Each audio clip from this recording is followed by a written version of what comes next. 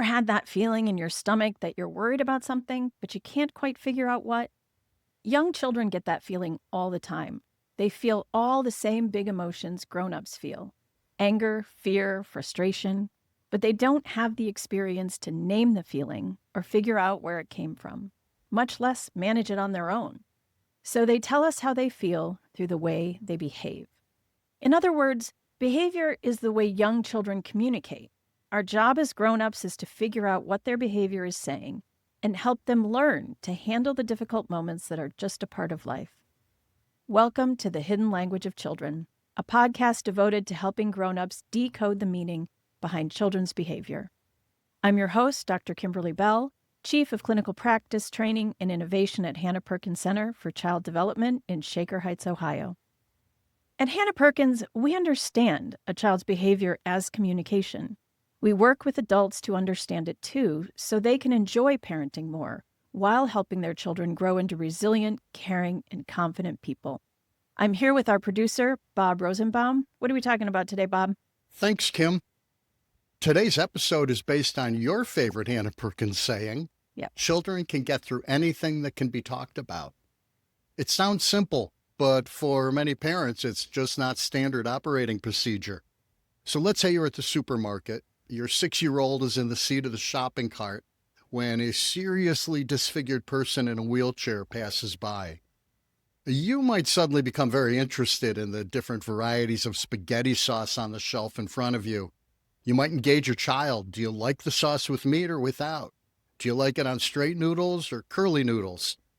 You pretend you didn't see the person who is so hard to look at and hope your child didn't notice either. Worst case, you tell yourself, it'll all be forgotten by the time we get home. But children, they notice everything. That's their job. And while they may forget to pick up their toys or wash their hands before dinner, they never forget anything that you actually hope they're going to forget. So what's going on in that dynamic, Kim? And what's the significance of it?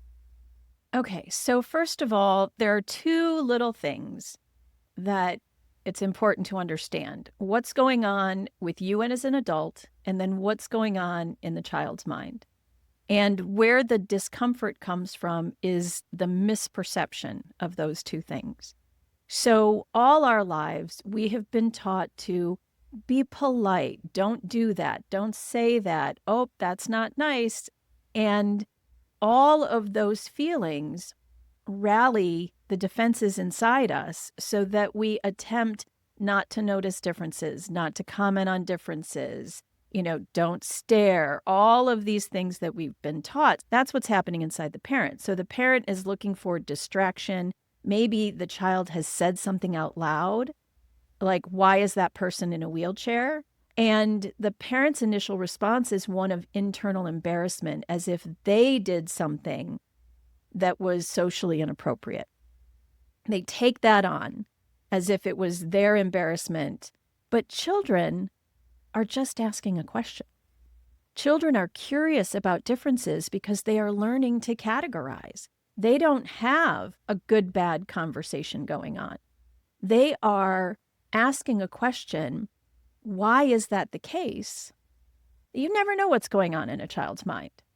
And so to have some canned responses with you could be really helpful. So, for example, if you have a child who's very curious or is in that 3, 4, 5-year-old range of real intense curiosity, what you can say is, some people just need wheelchairs to move. Well, why? Well, that's a longer conversation. Let's have that in the car when we're done shopping. That's it. That's simple enough. I do think there's something else maybe going on in that dynamic. And the very first thing is the parent's own discomfort at seeing this disfigured person, not only hoping their child doesn't notice because it's uncomfortable to notice, but hoping their child doesn't notice because, boy, they don't want to have to talk about it. Well, and why? So again, you and I will ask the question, why don't they want to talk about it? And I don't think there's one specific answer. It depends on how you were raised. It depends on all of your own inside feelings about differences, the way your curiosity was responded to. And it can be uncomfortable because you don't know what the right answer is.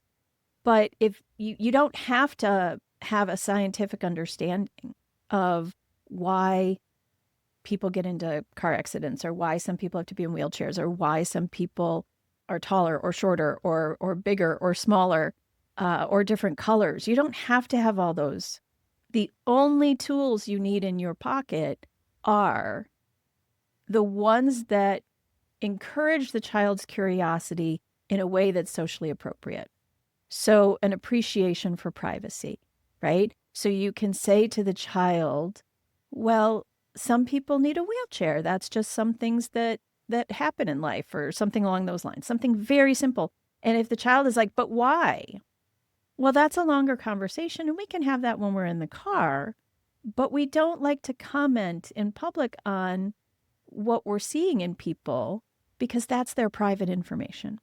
You Yeah. need to remove the judgment and know that the reason you want to avoid the conversation is because of whatever judgment you have going on in your own mind. And this is an example that we're talking about where it just happens. Somebody passed by who didn't look the same, and the child had some legitimate and reasonable questions. There are other situations where you get uncomfortable talking about it because it's a reflection on you. Things like divorce. Why are you getting a divorce? So we started off easy, Bob. Yeah, We yeah. started off easy doing the sort of naturally occurring everyday moments.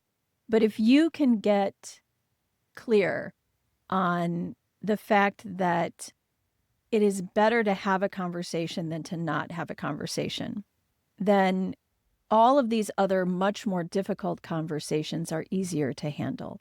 So let's talk about divorce. Children always know. Parents will say, well, we never fight in front of our kids, so they don't know that we're not getting along.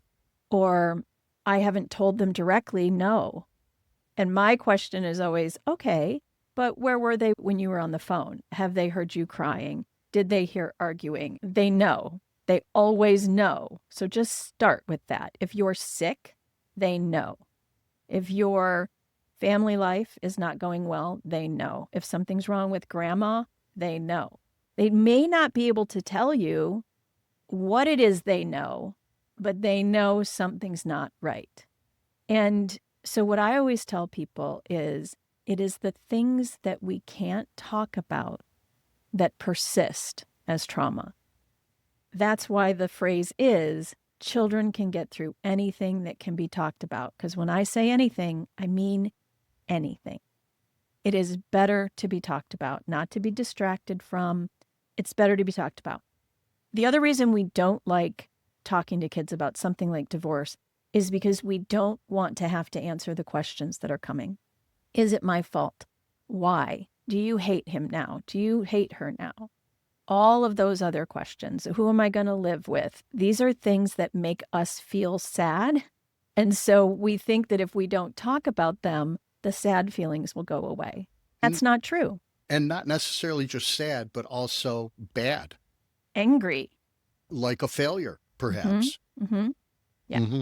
And sometimes when you're really mad at your spouse, right? You're separating. If you were getting along, right, you wouldn't be separating. So you're very mad at your spouse. And sometimes parents will say, well, I can't tell them the truth. Let's say one spouse cheated on another spouse. No, you don't have to tell them the grown-up details. You have to think about, what does your child need to know? And what they need to know is that sometimes grown-ups can care about each other and still not live together well. And that everyone will eventually be happier if we get a divorce and we live apart. And the kids will be like, well, I won't be happier. Nope, not right away. And I won't be happier right away, but we're going to talk about it and we're going to work through it. And then it's going to be better. So you acknowledge the feeling and understanding that it's going to change over time, but that difficult questions might come up. If you really don't have an answer to a question, the next step is to simply say, well, what do you think? Because children don't need a download of information. They need their questions answered. So You can answer questions like, well, do you still love me? But if there's a question that comes up that is harder for you to answer in the moment, you can always punt and you can always say, well, what do you think? Because then you're not searching for an answer. It's like the difference between an essay exam and a multiple choice exam, right? When you do an essay test, you have to come up with all the information. When you're doing multiple choice, you have things to choose from. So when you say to a child, well, what do you think? They will give you some multiple choice answers and then you just correct, right? You say, oh, no, I don't want you to feel that way. I understand it, but we're both going to love you, or we're both going to see you, or yes, the dog can go with you. I mean, sometimes their questions are so simple and we're overthinking them. You just hit a really central point. As a parent, our first reaction is often to want to fix it, make the child feel better, stop that bad feeling from being there altogether. But that's not the point here. The point is to hear what it is the child's thinking about. And they can't always express that without you working in a gentle and yet relentless way to pull it out of them. So let's take an example, Bob, where there is no fixing it right now, right? Yeah. So let's take a parent's illness. Okay. You've been diagnosed with cancer. Okay. Nightmare scenario, right? Yeah. When you talk to your kids, to say, well, I have cancer, that's not terribly helpful because, I mean, it could be depending on the age of the kid. The younger the child, the less scientific detail. Okay. But don't assume that you can fake it because your children are so attuned to you that when you are not feeling well, they feel it. They feel the emotional disconnection. They feel your fatigue. They feel your anxiety. They feel your fear. They feel it. They may not be able to name it, but something's wrong. Their initial response is, what did I do? In their mind, what did I do? Why is mom or dad behaving this way? Why am I not allowed to go see grandma? Depending on who's got the illness, right? Because we try to protect children from it. But when you're in an intimate relationship in a family, you really can't do that. And so what you're doing is you're leaving them to their own devices, which is not at all protective. So it's the opposite. So to be able to sit down and say, well, you probably have noticed I haven't been feeling well. I've been to the doctor and I am quite sick. I have something called cancer, something like that. And the doctors are going to do everything they can to help me get better, but there's going to be some difficult times. I mean, honestly, when it's something like that, feel free to contact a therapist to help you talk to your child because I'm giving you words to say, but you have to be super regulated emotionally to say the things I'm saying, and I know that. And so I'm not saying when something difficult like this happens, tell your children right away.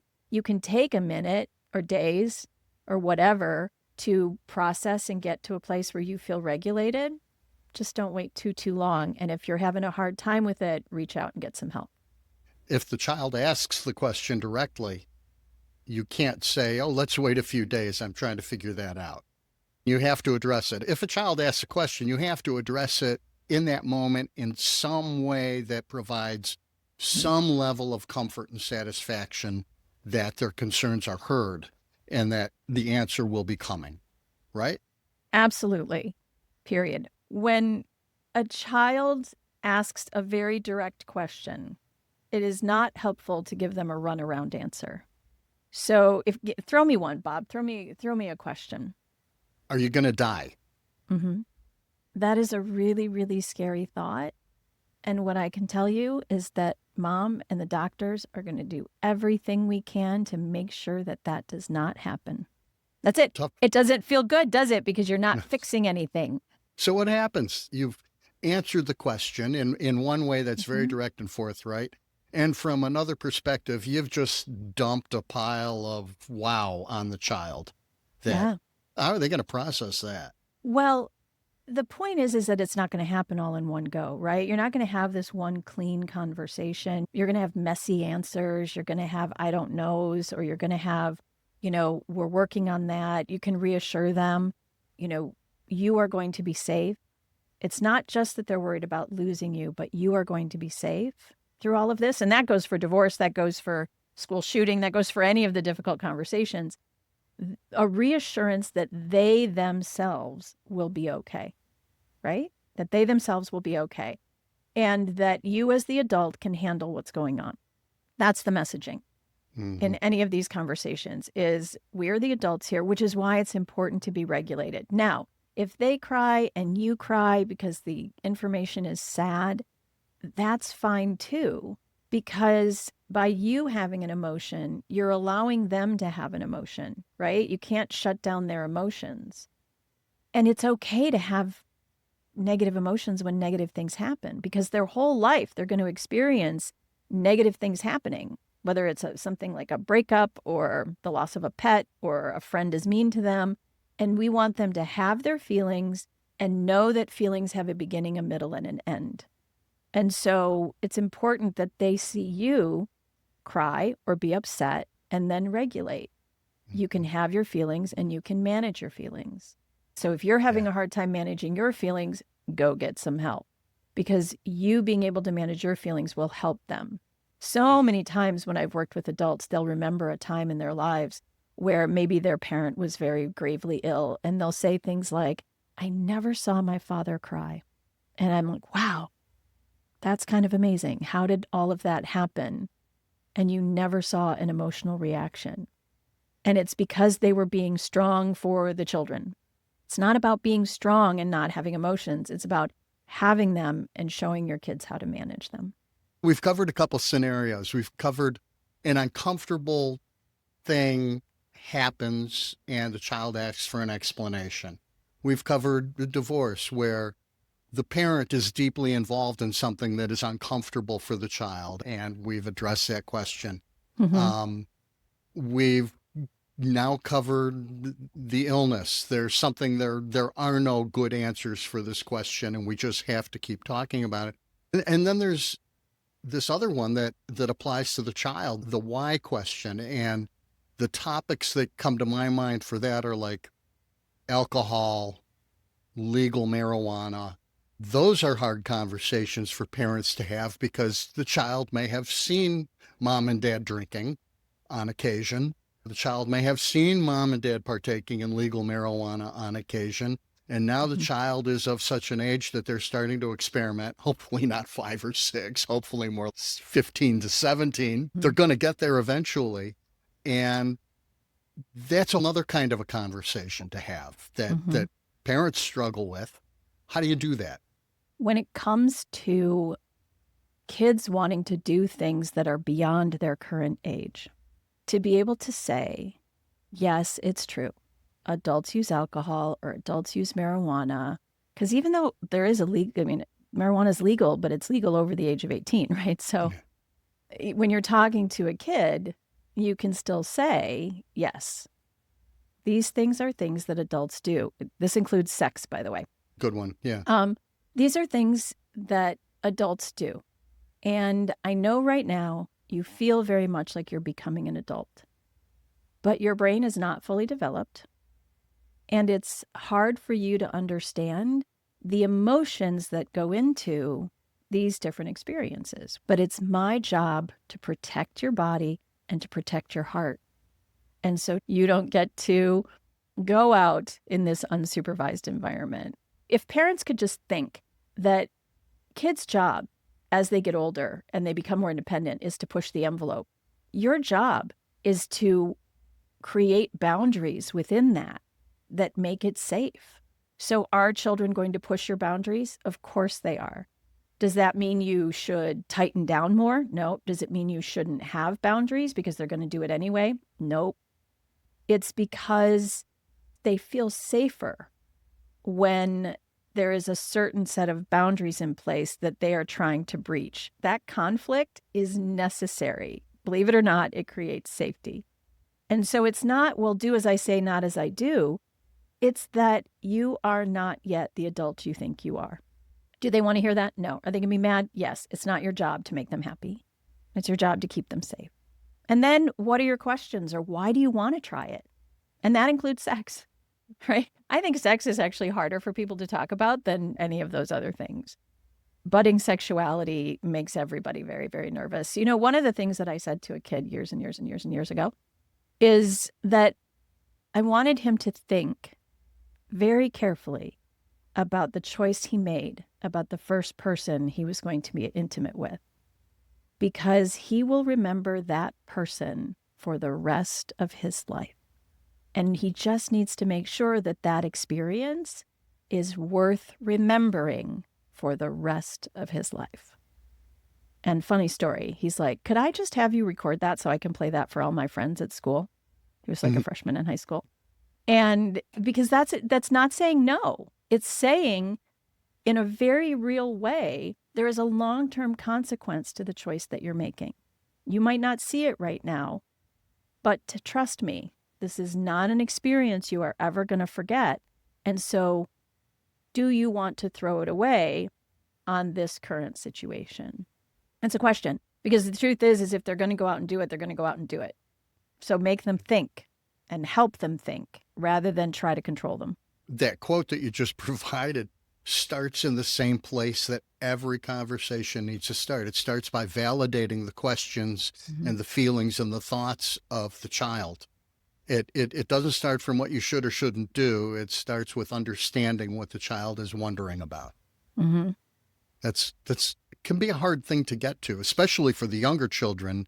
Let's go back to our very first example. The person may be cerebral palsy in a powered wheelchair, going by in the grocery store.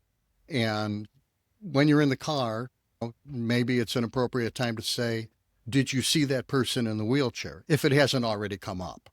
And how did that make you feel? Might be a starting point. Maybe I sound like the therapist all of a sudden. I'm not. Well, yeah, sure, it's a place to start. So I'll tell you a story about me, Bob. I don't think it's any surprise that I became a therapist in the end, because when I was younger, I used to go to a church service, and I will assume that what was going on now in my adult brain was that there was like a group home or a nursing home nearby, and there were folks with developmental disabilities that would come to the service, and they would sit right in the front. And I would always get elbowed because I was staring, right? But if I had been asked the question, what's going on? Do you have questions? Because I will tell you what I was thinking. I remember to this day, I was probably 6. I was thinking, I wonder if those people see the world the same way I do, quite concretely. Do they see the world? Do they hear things the way that I do? But my parents didn't know that's what I was thinking because they never asked. And how might they have responded differently had they asked? Also noteworthy about that story is they didn't ask and you didn't offer. No. That's typical of children. That's very right? typical. Very typical. They think that because the question hasn't been put forth, it shouldn't be asked. Fair way to put it? Yes. That's a really fair way to put it. And you have to sometimes elicit. I say it all the time to kids. You look like you have a question. I think you have a question about your body. It seems to me, based on your behavior, right? It seems to me, based on what you're doing, that you have some kind of question you need to ask. I wonder what that's about. I try not to lead them, but I do recognize when, if behavior, as we say, is communication, sometimes the communication isn't just a feeling. Sometimes it's a question. This reminds me that a couple months ago, episode 21 of this podcast, for anybody who wants to check it out, we had an entire conversation about magical thinking. Yeah. Which is as you explained it, it's a lifelong phenomenon, but it's a phase for young children where magical thinking is connecting all of the unknown questions in their world.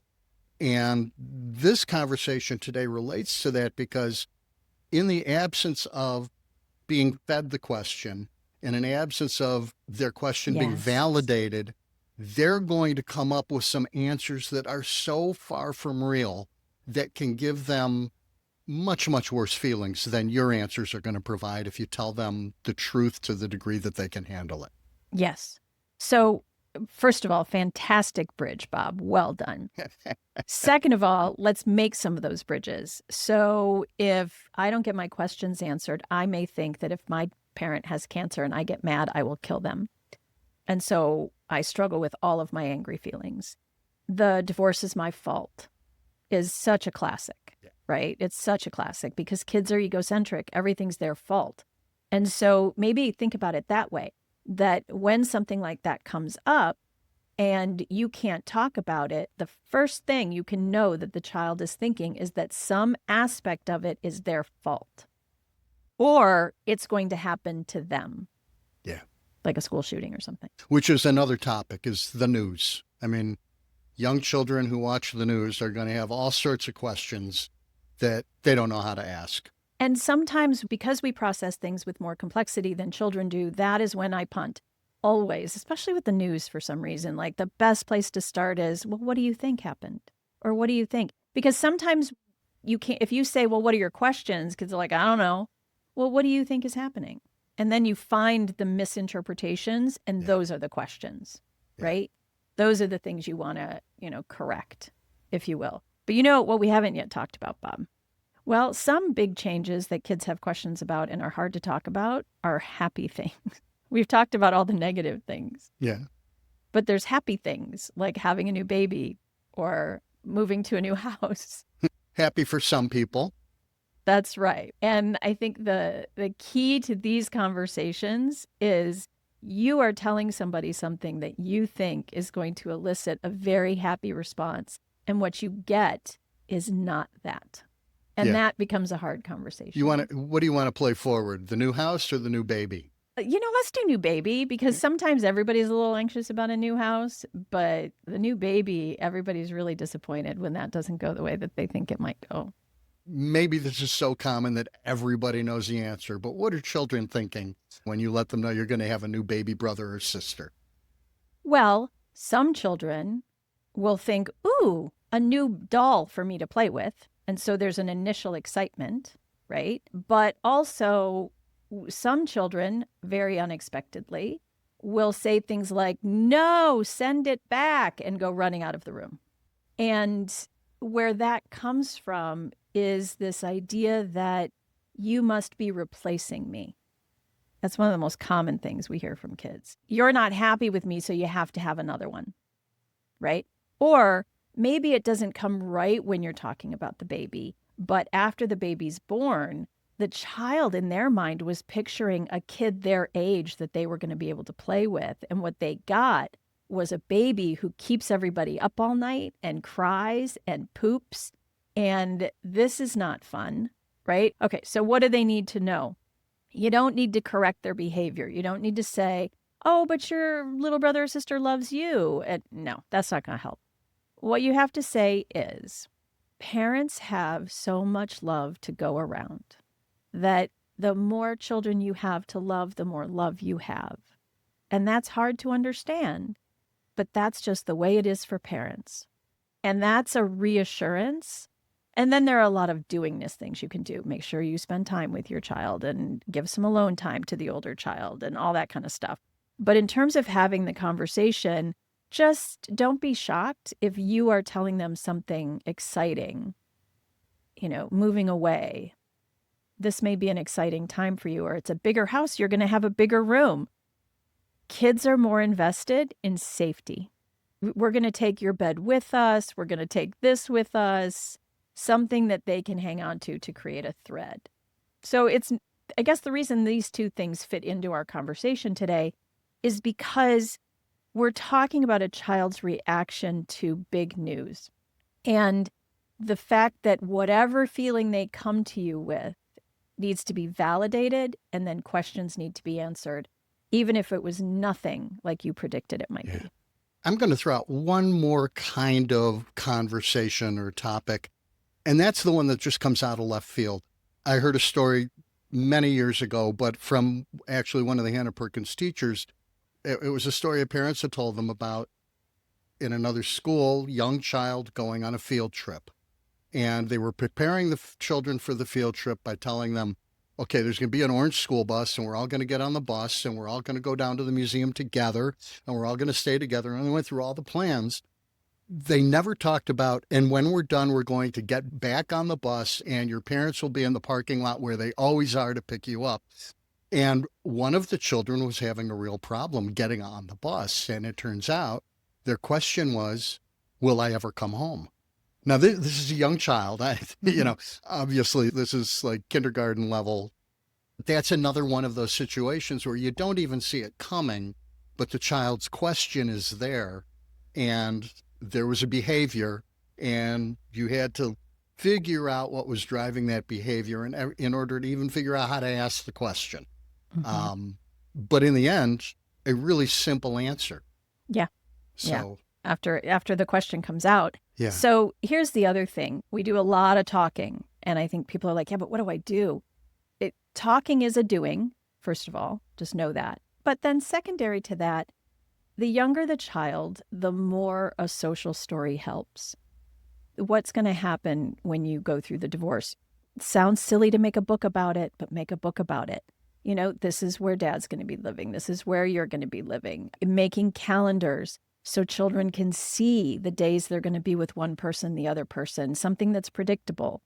And as you get older, for older kids, you make the assumption that they can hold all of that in their mind. But having a calendar where you create bridges for kids through things, understanding with kids, what are the chemo dates? Those are things you can do to keep them informed so they feel connected to you. Right. So it can start younger with a social story, and then the older you get, it's more about maybe charts and graphs and things that are helpful.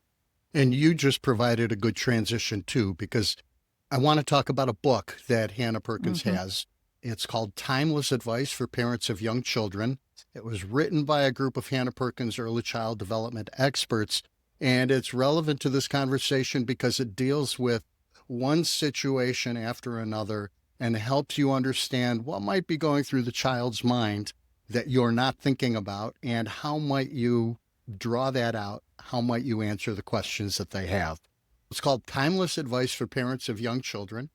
It's available on Amazon, costs just less than $20, and it covers everything from tantrums to preschool jitters.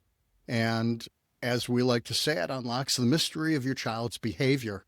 It's easy to read. The chapters are short. They describe common situations, and it offers gentle, loving strategies for all of these kinds of challenges that parents face. And if you buy it, every purchase supports the nonprofit Hannah Perkins Center. You can find it on Amazon. Search for Timeless Advice for Parents of Young Children. It makes a great gift for new parents, for grandparents, for parents who have questions, Mother's Day, Christmas, Hanukkah, whatever gift-giving situation you may have. So, Kim, with that said, you want to take it out? Sure. If you have any questions at all about parenting or child development, as always, we are happy to answer them. You can send questions by email to us at hiddenlanguageofchildren@gmail.com. Thank you for joining us today. We hope you enjoyed this conversation and found something to take away from it. Hidden Language of Children podcast is a production of the nonprofit Hannah Perkins Center for Child Development in beautiful Shaker Heights, Ohio. Our producer is Bob Rosenbaum, who's with us today, and Dan Ratner is our consulting producer. If you like this podcast, please subscribe to hear future episodes and share it with all of your friends and your family. We welcome your comments and all of your questions. Again, you can contact us by email at hiddenlanguageofchildren@gmail.com. For more links and information about our approach to healthy child development, visit hiddenlanguageofchildren.org. I am Dr. Kimberly Bell, and we look forward to seeing you next time.